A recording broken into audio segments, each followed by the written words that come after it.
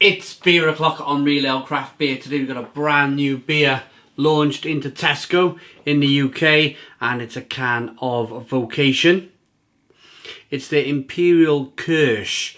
It's a chocolate and cherry stout coming in at 11% ABV. In my mind, that's Imperial Stout. Chocolate and cherry stout, 440 milliliter can. What's really interesting about this beer, and I have no problem paying this price whatsoever. I had a few tweets, I've had a few comments on the YouTube channel, people saying, Simon, what do you think about Tesco bringing out a £5 can of craft beer? Now, if you've watched any of my previous videos on the supermarket craft beer, I said to begin with that it was all limited at £3, £3.50, and they need to really take the foot off the neck of the beast, if you like, and let the price go up a little bit as long as the quality was there. As long as this beer is really good quality for £5 a can at 11% ABV, I really won't mind. But the only way to find out is to open it, get it into a glass, and see what we get.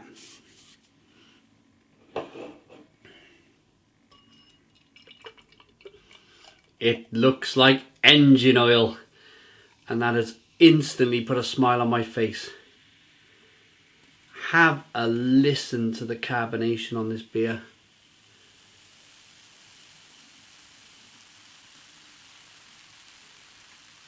Have a listen and then have a look. Are we going to come back? Here we are. Look at that for a beer. Incredible. Absolutely incredible. Jet black beer in the glass, one finger, tan coloured head. Wow. Slow moving carbonation. If you've noticed, everything's just softened. My shoulders have dropped a little bit. My voice has come down a few decibels. I've gone into this kind of relaxed mood. And that's just by pouring this beer. That's just by thinking, what have we got here? What have we got here in our hands? Right, without marvelling over it too much, let's, we've given you the appearance, jet black beer in the glass, one finger tan coloured head, good levels of carbonation. Let's get the aroma then on the beer.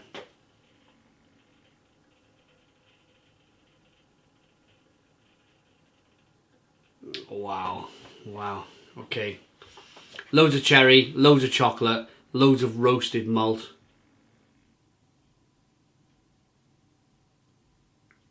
It smells incredible, absolutely incredible.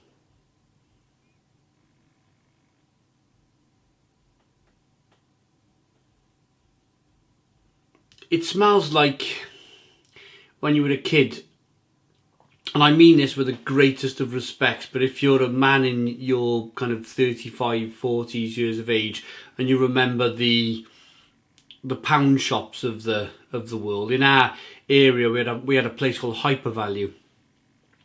If you went into these places, you could always buy cheap dark chocolate with a cherry centre. You'll remember it. It was 50p a bar for a giant bar of this cherry cream liqueur dark chocolate bar, and it tasted blooming horrendous, you know, but it smelt and the thought of it was fantastic. Again, I mean that with the greatest of respects. It's just that's what I'm picking up from the beer. That the smell was good from these chocolate bars, that kind of bitter dark chocolate and that cherry filled filling. Ultimately just a cheap chocolate bar, but it smells great. It smells great. Let's dive in. Cheers, everybody.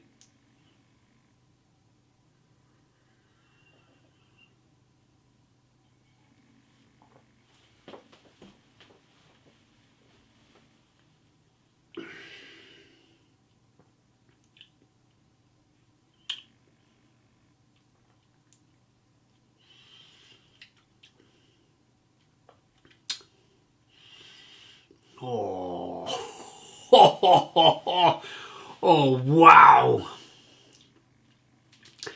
That is really rich, really lovely and delightful and sweet and bitter all at the same time.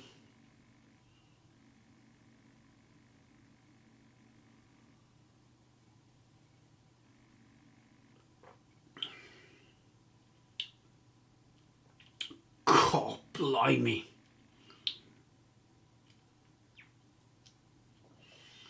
It's so rich, but at the same time so full of that wonderful kind of slightly sour cherry flavour.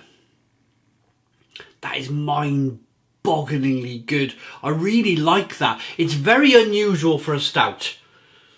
I will stand here and say that to you. It's very, very unusual for a stout. It's a very fruit-forward stout with that cherry. It's like a black cherry, slightly sour black cherry flavour coming through. It's not the beer doing the souring, I promise you. It's the cherry. It's that almost like you get the tannins from the dark cherry infused its way into the beer.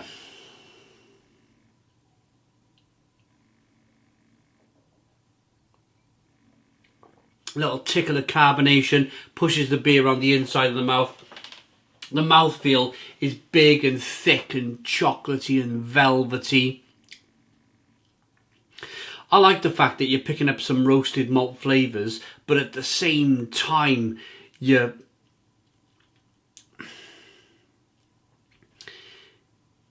it's almost like an over layer of flavour that's almost taking you away from the roasted malt. It's definitely there, that chocolate, that coffee, that caramel, the regular flavours of a stout, but there's so much of that kind of slightly sour with the tannins of the dark sweet and sour cherry that it's mind-bogglingly good, because it goes from being sweet then sour to bitter, sweet then sour to bitter, then it mixes itself up a bit. There's a bit of sweetness, there's a bit of bitterness, then you get a bit of there's so much going on the palate. And I just want to rock the beer back and forth for you, get it into focus, and just rock the beer back and forth just to show you the quality of this beer then. My glass does have a few dishwasher marks on it. I really need to look after my glasses a bit more, but I do just whack them in the dishwasher and they do slightly stain. You might be able to just see that on the glass. Almost looks like you want to buff it up, but it won't buff up anymore. It's taken a layer off the glass, so it's done something to the glass the glass didn't like.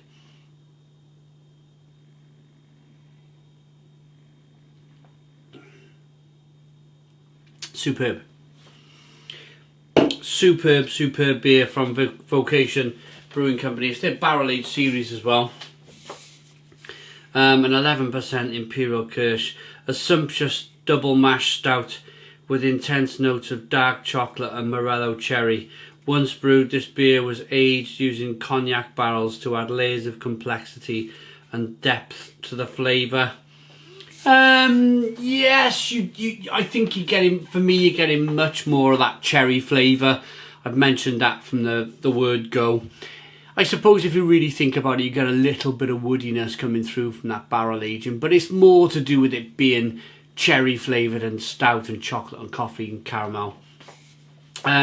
These beers explore the boundaries of barrel aging, complex flavour profiles created in small batches from our brewery in Hebden Bridge. Best enjoyed slowly, and that was the explanation for their barrel aged series of beers. And it's vocationbrewery.com. This is wonderful. This really is a wonderful beer.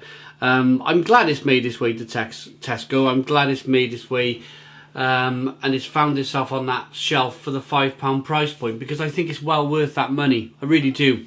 I think that £5 price point for this quality of beer is what not everybody will be willing to pay £5 for the can of craft beer, especially in these weird and wonderful times we're living in at the moment in 2020. But I think there'll be enough people. I think there'll be enough people out there who are willing to chuck a £5 note on this and see what it's like for themselves. There'd be enough intrigue for this beer. If you're watching this and wondering for my final thoughts on my rating, I'm happy to pay. I was happy, and I am happy. I'm still happy that I paid £5 for this beer. I think for where we are in the craft brewing scene, £3 and £3.50 for certain beers, I think you were stretching it all a bit in terms of getting all them ingredients in the beer for that price point. It was all a little bit stretched. It was laid thin. It was like a thin layer of plaster on your wall. You know, it's ready to crack at any point.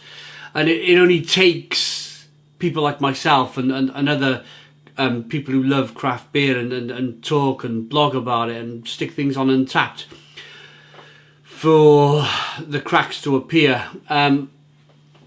What I'm getting at here is, for the £5 price point of this beer, you're getting a lot of flavour. A lot of flavour.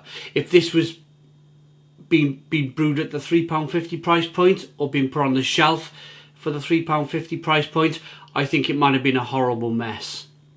I want to see more. I want to see more from Tesco. I want to see more of these £5 craft beers. I think, yeah, there's enough people out there that want to buy it and try it.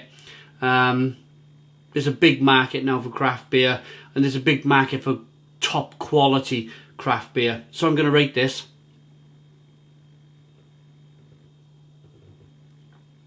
I really like that. I really like that. It's almost got that feeling of being in Belgium and trying like a cherry chouf or something, but stout-like. Weirdly stout-like. I like that. I really like that. And let's give it a Stone the Crow's 9 out of 10. So 9 out of 10 from Real Ale Craft Beer. Please put your comments in the comments box. Subscribe to our daily beer and food reviews. Give us a big fat thumbs up. Boom! Cheers!